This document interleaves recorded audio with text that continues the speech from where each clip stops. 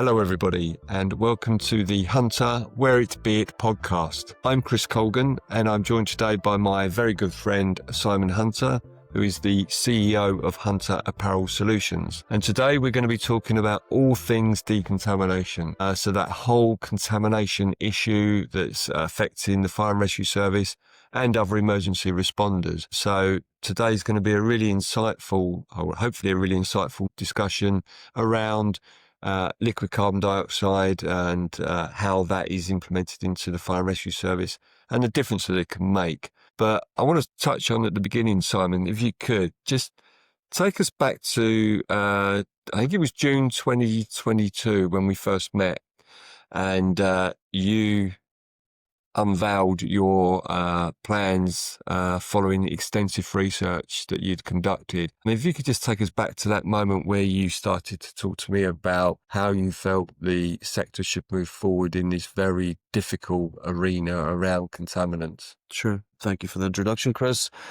So I suppose my journey and the company journey in respect of this issue is, practically 15 years to some extent, right back to the research that we did, setting up our first specialist laundry. The Hunter company had significant laundries in the 1980s, but they were kind of just typical kind of high street laundry provision. Approximately 15 years ago, we started to draw plans for, a specialist laundry, and took us, I suppose, a couple of years for that to come to fruition and to find a home. That first laundry was actually in Dublin, and we set up a laundry, and right from day one, that laundry was designed to be a best-in-class operation. We were already utilizing technology and advanced methodologies, so it was a low-temperature, ozone-infused wash so that we could disinfect fire PPE at low temperatures. You'll know, the market knows, shrinkage, color loss, defibrillation is a real issue. In fact, what I have sort of learnt on my journey is really the experience the PPE has inside the washing machine, the drying process, is really very, very damaging to the PPE over time. In some respects, it's fair to say it can potentially at least get more damage in those processes than being used in the field. And along that journey, I had a really important mentor, still have today, John Cairns. 50 years in PPE on both sides of the tables. While he started out as a young man in the private sector and moved his way into the public sector, and became the PPE lead at a point in time when the Scottish Fire Service was nationalising. So they were going from 8 or 9 brigades into what became the largest brigade in the UK. When John retired shortly after that part of his career, he, a bit like yourself, reached out to me. I didn't know John had retired. Was very flattered, quite honestly, when both he and you approached me to think about working together, because, I am someone that believes in lifelong learning, and, I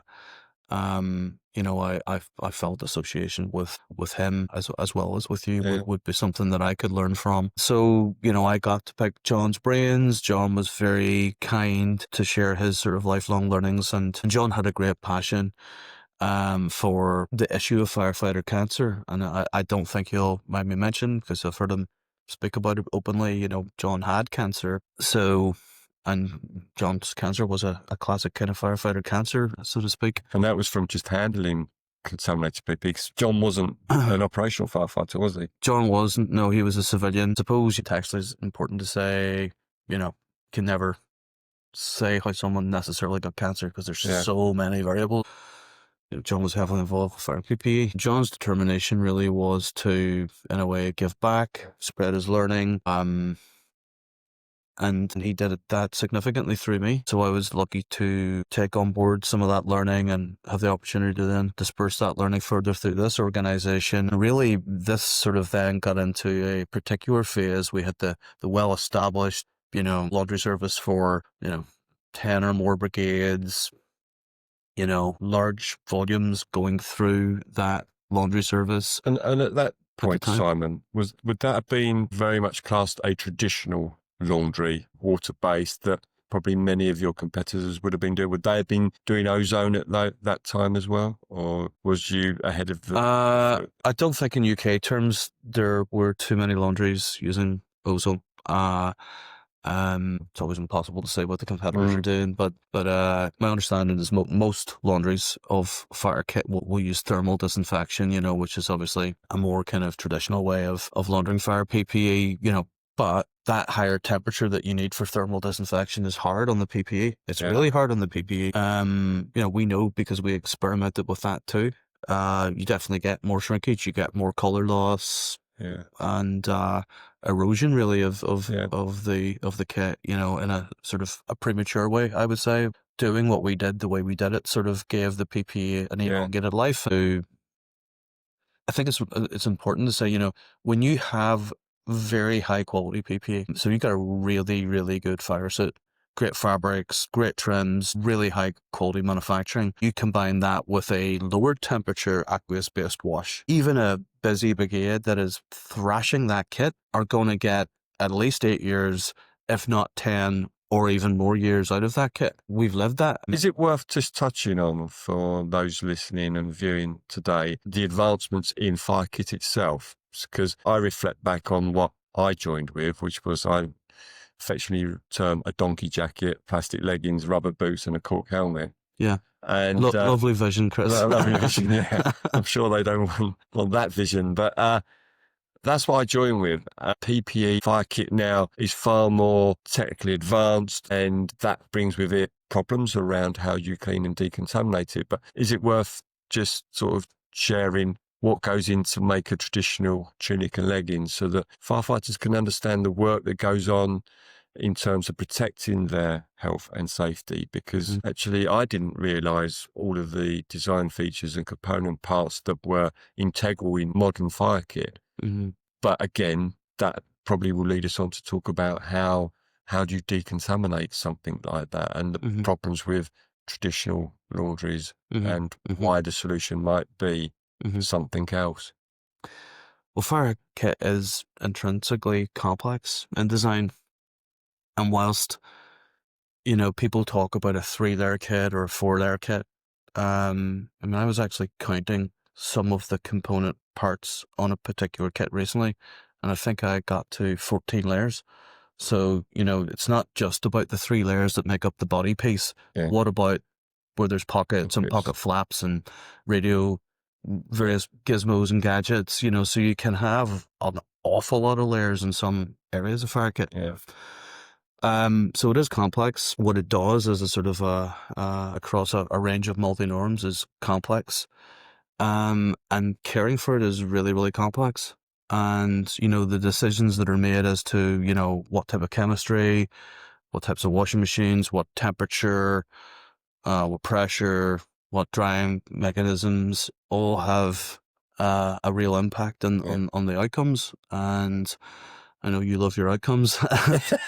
And but our lived experience operating a sort of a semi-traditional, let's say, aqueous-based laundry, but with the sort of technical nuance, the technology nuance of using ozone and using advanced chemistries, is that you can have really good outcomes. So, if you're looking after a metropolitan brigade versus a county brigade, these organizations are called the same thing and have very different days. But if we take, say, a brigade like Dublin population, 1 million plus people, busy city, in many ways very similar to London, just on a smaller scale, narrow streets, intense population, and all the sort of trials and tribulations that comes with a big metropolitan capital city. They are a really super busy brigade. Always thought it was very interesting to think about Dublin. I believe they're completely unique in Ireland, but there's nothing similar in the UK. They are all paramedics as well as firefighters. So when they get a shout, they'll determine which type of shout it is and respond accordingly. So naturally, that just makes them even more busy than a normal metropolitan brigade. So these are busy boys and girls, and they are out constantly. Yeah. And so their kit gets thrashed. It's just as simple as that. Their kit gets thrashed. So, they can't have sort of second-class kit. They just can't. So when we won the first PPE contract that we had with Dublin, it was a head-to-toe ensemble, fully managed service, leased contract with a complementary service, which was aqueous-based laundry, ozone, specialist chemistries, let's say, for washing fire kit, drying, inspection, repair. Yeah. And even though Dublin are exceptionally busy because of their dual role and because they're in a metropolitan brigade, that kit incredibly well.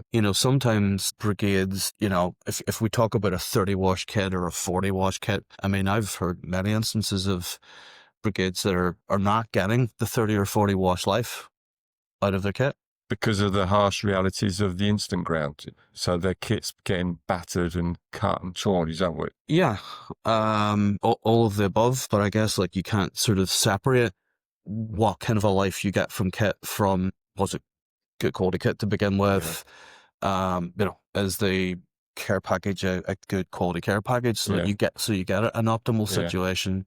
But what we learned is, looking after the kit for, busy brigades, county brigades, we had an obligation to do it in a sort of a ISO kind of driven process way and provide a reliable service and keep the turnaround as quick as possible. And the way we did it for that particular brigade was novel. We actually put the laundry inside their premises. Yeah. That was transformational because, what was traditionally a sort of a 7-day turnaround was now more like a 2-3 day, 3.5 day turnaround. The kit never left the estate. And, that was really, really good. And that's important for the resilience matters. It's also making the most use of their assets because, from my knowledge, most fire services are quite rich in assets in terms of the buildings they've got, albeit they might not have so many people working out of those various establishments. The fact that they've got locations throughout their county or the area that they cover is probably enables them to realise those and get some savings by putting a laundry on their site. Yeah, I mean, faster turnaround, less kit. Yeah. More operational uptime and so on, So I remember being really impressed by the research that you'd done when we first met, and you was talking me through the things you've just been talking about now, about the sophistication of kit and the requirements of modern day fire kit and the benefits you can get by additives such as ozone through traditional laundry. But you also explained to me about some of the research you've done with Institute of Medicine in Scotland, the IOM. So perhaps do you want to just touch on something? Well, there was a sort of, I sort of touched on it and then sort of pivoted off. We did a period of research before we set up what is our liquid carbon dioxide decontamination center here at our headquarter building. That was probably about 6 years. So we had a lot of learning, sort of 15 sort of years of learning about aqueous and what that had the potential for, how to optimize that. We also learned that there really were serious limitations with an aqueous-based laundry, regardless of the machines and the chemistry and so forth. At the end of the day, those 3 layers, one of them's a waterproof, breathable membrane. And it does what it says in the tin, and it is waterproof. So naturally, you can't actually clean it. Certainly can't decontaminate it because that is a complex structure and it will repel all water. So, with the best machines in the world and the best chemistries in the world and whatever the most optimal temperature you might say is to be used, you've still got a waterproof membrane there. You're not going to take nano contaminants out of that membrane. And what we learn, and again, back to what I was saying about John, this is sort of learning that he and I had together. That contamination, that nano contaminants that get trapped in that waterproof breathable membrane, if they were trapped, they stayed trapped, that would be great. But there's significant evidence to say they don't stay trapped. They gas off, when a firefighter's moving about, there's radiant heat and so forth. And if a firefighter's working hard and they're hot and sweaty, pores are open, nano contaminants can unfortunately get into the blood.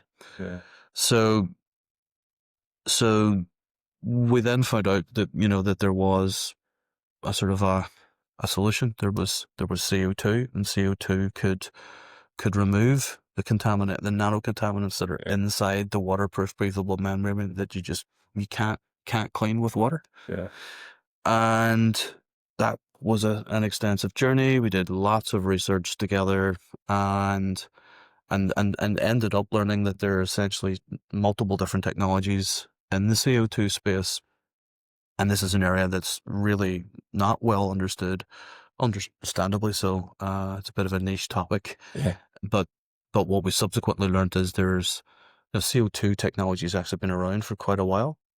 It's used for many, many different things in the world. Silicone implants that go into the human body are CO2'd before they go into the human body. Way back in the day, prior to me working in this industry, I worked in the semiconductor industry, and we used CO2 back then to decontaminate read-write heads. Again, nano structures that needed very, very gentle cleaning. Yeah. Some of the really important things about the CO2 process, it's very, very gentle.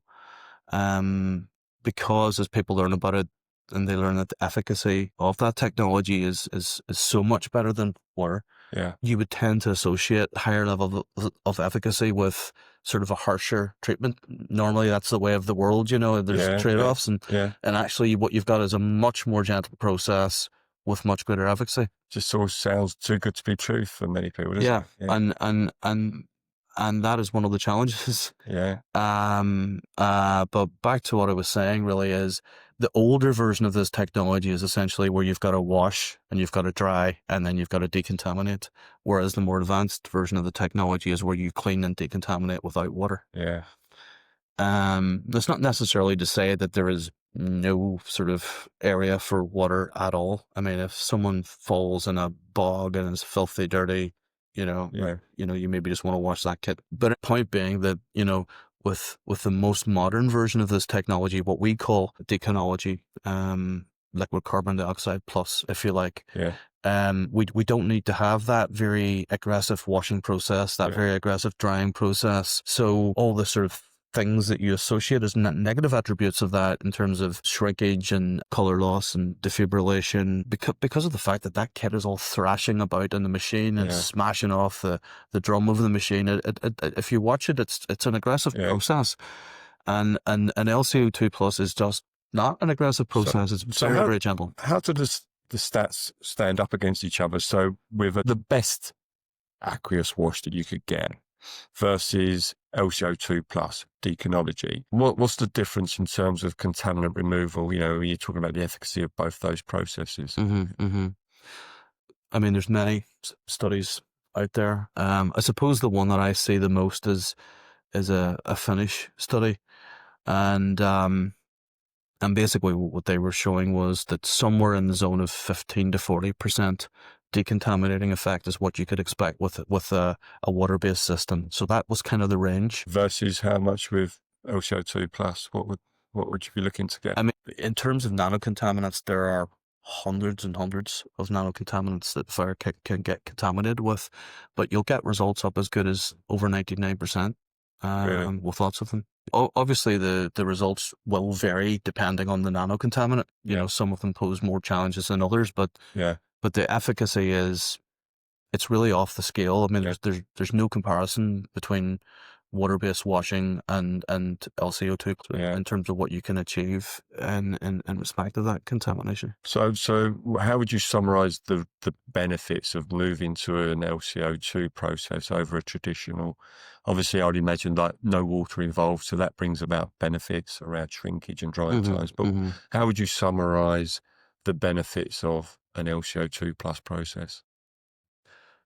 Well, I suppose I would say, first of all, it's a hard job to educate the marketplace about this technology because it's not widely known about, it's not widely understood. It even where there's a knowledge of it, it's often misunderstood or let's say mangled in with old CO2 technology. Even if you get through all that and you're sort of educating people as you go, it's complex. There's different cycles you can pick, different levels of efficacy from within those cycles. If a client inadvertently picked the wrong cycle, they'll get a suboptimal result. Yeah. If they pick the right cycle, they'll get an optimal result. But there's nothing trivial about that. There's lots of learning in that, and brigades often won't know what the contamination is in particular scenarios, so they're not necessarily even in a perfect position to pick, which type of cycle of LCO2 plus is most best, suitable, yeah.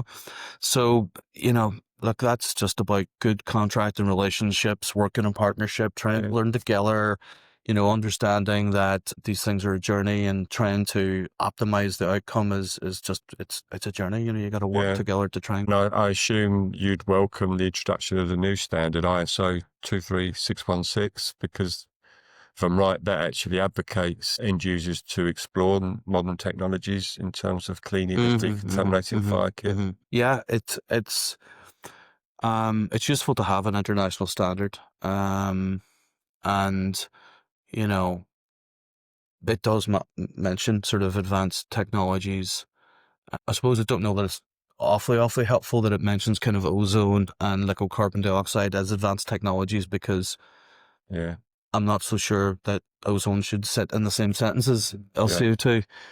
Ozone is a replace for it, absolutely, but it's in no way equal or remotely close to what could be achieved with LCO2. They're actually not similar. I'd say the ISO standard is good to have, better to have than not have. Did it go far enough? Definitely not. There's really not much in line of metrics. Yeah.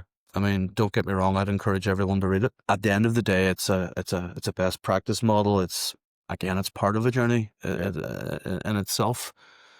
It encourages, at least start to do things like, make sure that even if you're caring for it in house, that's fine or potentially fine. Yeah. But make sure it gets into an independent pair of hands once a year, gets a sort of a deep clean, or sort of, and that would be a full decontamination, including the membrane, and then having been thoroughly cleaned and decontaminated, even the membrane, then inspect that kit and condition code the kit, and return it to the brigades. They feel that they've, it's a bit like getting an MOT for the fire kit, really. It's, they've had it independently looked at and sort of verified, and now it's back into the field. Yeah, it's great for regulation, isn't it, and compliance, to be able to assure yourselves as a fire and rescue service that, you're doing everything you can to keep your firefighters safe and healthy. But one of the questions I have, and hopefully those that are listening in will ask this question, is, do you know how well your laundry provider is providing that service? Because I know when I was in service, it's not saying, we send it away for specialist cleaning. It comes back. It's done. Great. I've passed on that responsibility, but what I wasn't able to do was pass on the accountability. And in reflection, did I assure myself well enough that the kit was coming back with, that was, completely removed the contaminants that it went with? So hopefully people listening in will start to ask those questions, are we holding our laundry providers, including Hunter Apparel, are we holding those that say they are performing a service, are we holding those to account? Do we understand what level of contaminant is being removed? And I know there's a wider debate in that circle around the National Fire Chiefs Council around how clean is clean, and that's a difficult one to answer. But at least now, with the introduction of this standard, there is a compliance and regulation route to actually start to monitor, evaluate, and understand what you're handling and what you're achieving with certain processes. I mean, ultimately, there'll be an audit process that comes out of that standard, and there'll be a certification process. I've no doubt about that. But I suppose it's what can brigades do in the interim, and any brigade that contracts a laundry service that they haven't visited, really should think about that. And I would say go and, I mean, to me, the care package is, if we talk about a journey of an 8-year contract or a 10-year contract or something like that, which PPE contracts can be quite long contracts, Yeah. you know, actually, it's really that bit at the start where the gear rolls out that's all about the PPE. Yeah. 90% of the contracting experience is about the service. Yeah. It's about For the sure. efficacy of the process. It's about the technology and, to some extent, the staff that are behind all of that. And, it just baffles me sometimes that it's not scored and weighted as very important, given that that's the reality of most of the contract. It's more often than not, let's say, that the premises are not scored or visited. Doesn't seem awfully sensible to me. And I suppose I hope that's one of the things that changes in the market, whereby actually the service that's provided is treated at least as equal to the effort that's put into the specification of the products on the provision of the kit. Absolutely. They're if 90% of the experience is about the service, well, put 90% of your effort into the service specification, make audit, verification, and awaiting scoring around that as a very, very important part of what you do. Yeah, I remember you telling me that and highlighting it, and that was, I talked to them about light bulb moments, and I had that light bulb moment around we focus too much on safety, perhaps to the detriment of health. The other light bulb moment I had was when you articulated that to me, where you said, 95% of the contracting experience is about the service. And I like my analogies, and, I liken it to, you buy a car, you go in the showroom, you get fascinated by the latest spec of the car and all of the functions it's got, leather interior, alloy wheels. And when they want to talk to you about the care package that comes with that, the servicing agreements, you're probably turned off by that, but it's in fact the most important part, really. And so, that did really strike a chord with me. And I think, again, the culture of the service, certainly when I was in it, was very much focusing on the kit, the feel of the kit, which is all very important. It's the visual thing. This is why people do it. Like, it's the visual thing. It's the thing that draws their attention. And whilst it's understandable, it's I suppose it's one of those things, it sort of somewhat gets my goat whenever it happens, create a service specification that sort of shows that this is important, that it is merit, audit it, score it, and visit those places, decide if where your PP is going to end up is somewhere that you're proud for it to end up.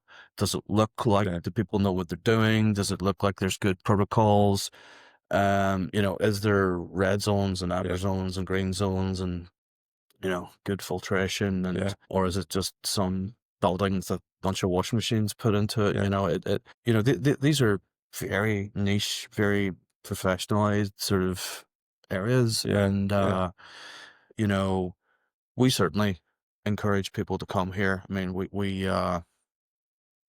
do okay on that front, I have to say.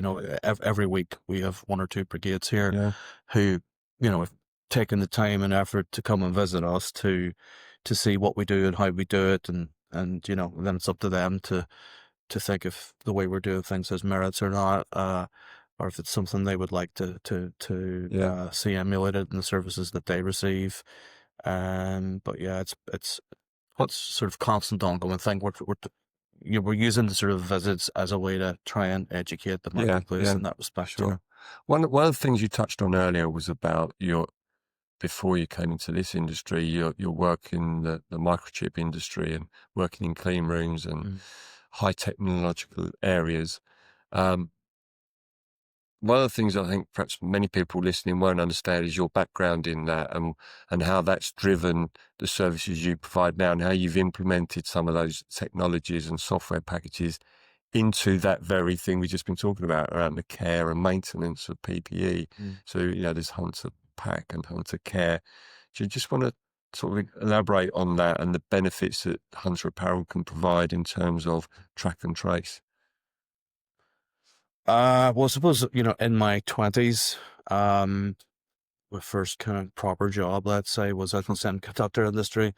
That is a very high-tech environment. You've exposure to disposable PPE, other types of PPE, donning, doffing areas, shift work, complex machinery, complex analytics, SOPs, everything's very professionalized.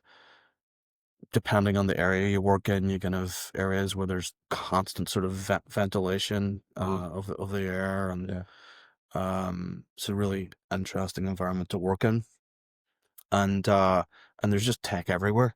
So when having had that experience as a young man, and then coming into this industry, as a still, pretty young guy, at that time there wasn't much technology really, you know, other than the machinery, and there was no use of software really of any consequence, other than in the very most basic ways. And I suppose having been surrounded by technology, it just seemed like a natural thing to do, to bring technology to the company. And we started to create our own software packages that were very much bespoke, that allowed us to give a genuinely different service to our clients.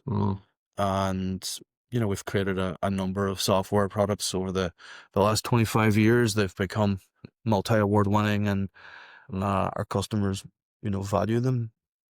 And I suppose as we've kind of gone through an evolutionary curve in terms of the hardware that we're using, let's say in our laundries and so forth, right up to now where we've got the most advanced decontamination facility in Europe, our headquarters here, and that's sort of wrapped with our technology, our software technology, and how these things interact is, genuinely unique, different, and also has become multi-award winning. Like we've been lucky to pick up a bunch of awards this year.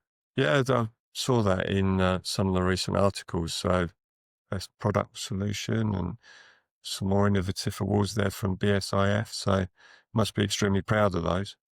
Yeah, for sure. Yeah, BSIF is a fantastic organization. We've been a member for quite a while. I enjoy their annual events.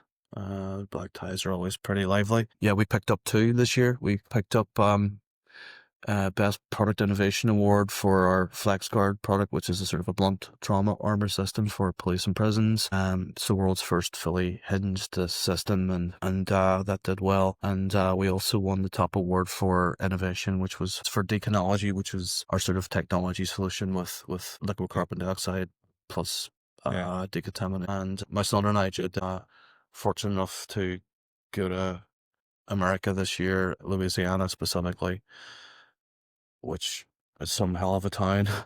I could tell you. It's another podcast. That's another podcast. And won actually what's effectively the biggest award in the industry for PPE innovation. So that was also for FlexGuard. Yeah, we won a bunch of local awards too this year. So it's been very satisfying. Yeah, and that's it. I mean, you strike me as someone that doesn't go about these things to win awards, but it's just sort of confirmation you're on the right path, isn't it? When you are recognised by significant awarding bodies that actually say, no, actually what you're doing there is making a real difference. Hence the strap on where it be it, protecting those that protect others. So, that comes through loud and clear. So, yeah, the awards are just that little cherry on the cake, aren't they, to say confirmation, keep doing what you're doing. Important for the staff in the company, Yeah. We're blessed with a hardworking team, and I think it's important and good that they get to see that things that we sometimes will work really, really hard at for years and years and years, eventually get to a position, an elevated position essentially. Yeah. And get recognized in that way. And I think it's important. So I mean, that's been really useful. I think just to finish up, what would really be good is to just focus it back on CO2 and deconology, because we've probably done it, we've probably undersold it a little bit in this conversation. I think actually, can you just give the people listening in an understanding of the scale of a machine, what it looks like, what it can do, and perhaps dispel some of the myths that are surrounding it, around cost? Because one thing I'm sure people will be interested in is how do you actually commercialize something like this? As you quite rightly said, it's the first groundbreaking technology to be introduced into Europe, the LCO₂ plus system. That's no mean feat. That's not easily done. And I think, you're very sort of do it in a very calm way, but actually, that what you've done there is remarkable. So just give us a flavour about how you did that, how you went about it, what the machine looks like. And because I think it'd be good to finish this podcast talking about something that can make such a significant difference to the health of firefighters and why fire and rescue services should be pushing to adopt this. First of all, the machine's big. Like, it's very, very big. I think a lot of times when we're talking to people, people are sort of just imagining a washing machine. Yeah. Nothing like a washing machine. It's a massive piece of kit. And there are other bits of kit that are essential parts of driving that machine, and they're also very large. So yeah, it's not trivial from a space perspective. The complexity of the machine itself is pretty shocking when you see it. I mean, it looks like an alien spacecraft type of technology. It's complex. It was a custom build for us. It has subsequently been customized and customized and customized. So we installed the machine in December 23. I remember the machine had been delayed in customs, and we were about a week to 10 days behind where we should have been. And what it meant was, because we had fixed a date with this particular brigade to come and do a trial, it literally meant we were turning on, they were at the door, and someone was buzzing me on my mobile to say they're at the door, and we were pressing the on button on the machine after a very complex installation. For the first time. So, that kind of thing that any company would like to do of, in private, do some testing and, behind the scenes and see what's what. We had none of that. Because it's not just about putting kit in a machine, push the button, anyone can do it. You've perfected how you've applied LCO over the period of the machine being installed. Yeah, so I mean, even from that moment, we put gear in. I mean, thankfully the machine worked. It did produce a visible result that was obviously positive, but we're light years away from there now. We've been more than a year and a half, almost 2 years now of kind of operational experience. So realistically, we went through a period of 6 months. It was just pure R&D. It was tweaking, and because there's lots of variables that you can play with, and playing with them produces somewhat different results. Yeah, I mean, we there's a lot of IP just in the experience of operating the machine. And I suppose there's also the issue that North America is where this has been used more frequently, more widespread. Yeah. But of course, there's differences in their kit, isn't it? In fact, they can separate the outer shell when they put it in. So really, you were treading new ground with European kit, because it's not separable. Yeah, I mean, we're literally the first company in the world to use LCO₂ plus on kit that you can't separate. Yeah. So we've been a bit of a technology guinea pig to some extent. There's been lots of learning. Yeah, so we've kind of customized and customized and customized to optimize. So just lots of learning, Chris. Lots of learning. And let's say you get through that part of the arc of just really just trial and error, just pure R&D, studying what you've achieved, trying to learn from that, and then you're into sort of a more commercialized process. And in that process, you're clearly at a start point, and you're getting better and better and better in the way you do things. So, if I look at some of the results we were getting kind of, a year ago, whatever, compared to now, it's night and day. We're just so much better at operating it. But it is complex, and it's not to say that there are challenges from time to time. There are, quite honestly, and we learn to navigate them. I mean, we had a ton of BA training gear, that's filthiest I've ever seen in my life, coming through all in sort of bulk from a number of different brigades, and just the sheer volume of contamination that we were dealing with at that time. meant that we had to make some alterations to when we changed certain parts of the machine and so forth. So I think, to be honest, it's kind of like one of those things. Once you commit to it, this is complex. This is a lifelong journey to some extent, and you're gonna keep learning, and you're gonna keep getting because it is a cutting edge technology. So and it is that experience that does set you aside from other competitors, really, because it's not just a case of buying a machine, switching it on day one, albeit that's what we did when there was a certain large fire and rescue service waiting to try the kit through the machine. So it is very much about that understanding of how to apply the technology. It's not just a simple case of install, switch, go. Yeah, I mean, we've built the facility to take another machine. I'm keen that we do that. So obviously, the next time we do this, we've got tons of learning. So it'll be smoother and faster. So, and yeah, in terms of take up, then, mm-hmm. How is that going? And who's taking up the processes? Where are you looking to go next? Mm-hmm. What's the next steps for Deconology? Well, when it comes to fire PPE and the related services, our marketplace is really the whole of the UK and the Republic of Ireland. So it's really just about these islands. Because you need a certain amount of proximity to the marketplace to move goods back and forward. Northern Ireland's been a great spot to do that from because, for anyone familiar with the Windsor Agreement, we have the ability to move goods all across the UK freely and also with any part of the European Union. Yeah. So we're in a special place here in respect of that.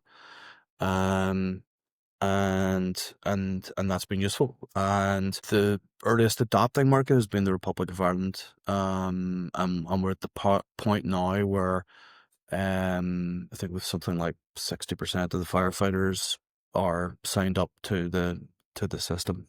Brilliant. Through their various brigades. And that's everything from, larger kind of metropolitan brigades to smaller county brigades and everything in between. Actually, we've just received the final version of an LCO₂ plus contract for GB. So literally, when we finish up and I go back to my desk, that's my first job too. Fantastic. I know the contract's been finessed and so forth, and so it's just ready for my signature. So I'll link that today, and that will be the first one. Flag on the ground in GB, and I'm delighted about that. It'll be the first of many, and because we want to bring this learning and the investment that we've put into this to the widest possible audience, of course. Yeah. And I'm determined to do that. Yeah, that's fantastic. And it's been really interesting to hear the journey that you've been on as a company. It's been an absolute privilege to join that journey with you, albeit not from the initial conception with yourself and John Cairns, but before the machine was installed, I had the privilege of being involved and supporting you where I could. But clearly, you've done your research. You've done a tremendous job in bringing a great risk to yourself and your company because you want to do the right thing. And I think that comes through in spades when anyone talks to you, Simon. So I think you should be commended for what you're doing and what you continue to do. I think it's great news. It's been, as I say, an absolute privilege to stand alongside you and help where I can and watch this grow, because I think, a bit like the COVID times, people will look back and go, did you see when the sector finally started to do something around firefighter health? And actually integral to that, I believe, will be LCO₂ plus and Deconology. I think it's got a major role to play in making our firefighters healthier and enjoy their retirement when they finally get there. So I look forward to seeing where this goes next. It sounds like you've got some important contracts to sign as we leave here, and that's congratulations on that. And congratulations to the Irish Fire Brigades. I think they really are leading the way here in terms of their adoption of modern technologies to improve the health of their firefighters. So they should be commended as well. Long may the learning continue. And hopefully people that are interested in learning more about LCO₂ and what it could do for them, be in touch. Hunter Apparel, get in contact with us, and I'm sure we can help them on their journey. So it's been a real honour and a privilege to talk to you today and to continue working with you, Simon. So hopefully people listening in have enjoyed today's podcast, and hopefully we'll sign in for the next one. And that's excessively kind of you, Chris. It's been an absolute joy working with you. Thank you. Thank you.